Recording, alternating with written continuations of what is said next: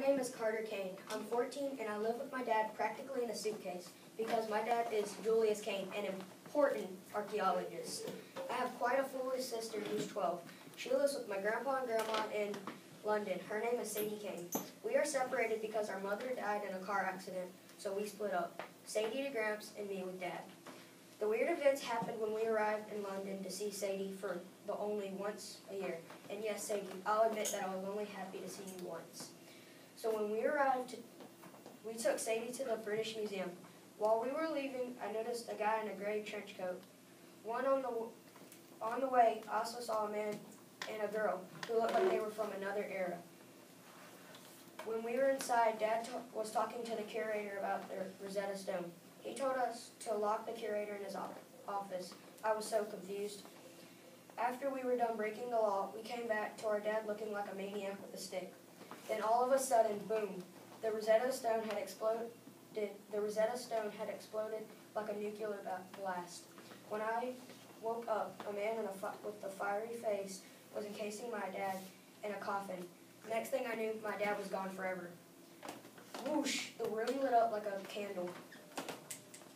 And the man and the girl were in my face. When I regained consciousness, the cops had locked Sadie in the office.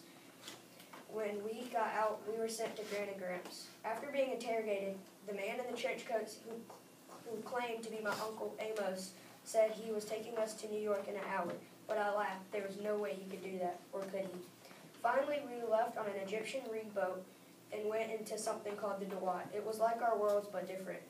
We traveled in a river to the construction site where Amos pointed at it, and it turned into a 5-story mansion. While in the mansion, I learned to use magic because we had the blood of the pharaohs. Then Sadie's cat, we learned that Sadie's cat was an Egyptian cat god named Bast.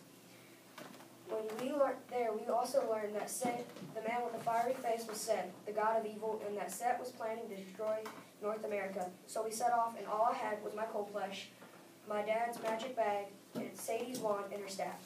As we exited the mansion, 4 men raced after us carrying a box. Bast floored the accelerator. Then she howled, and hundreds of cats attacked the men.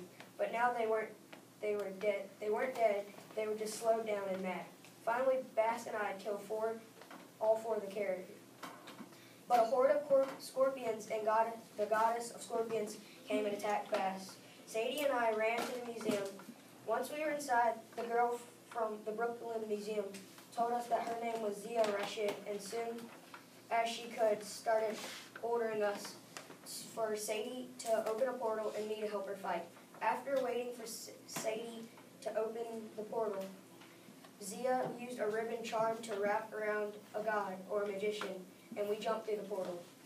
When we got out of the portal, Zia told us that this was the House of Life, a secret order of magicians. Next, we met the chief lector, Asganzar, and after an argument with the House of Life, we rendezvoused with Bast. Then we went searching for Set's secret name, which is the only thing that could possibly stop Set from destroying America. Will I ever save the world? Read the book to find out. Good.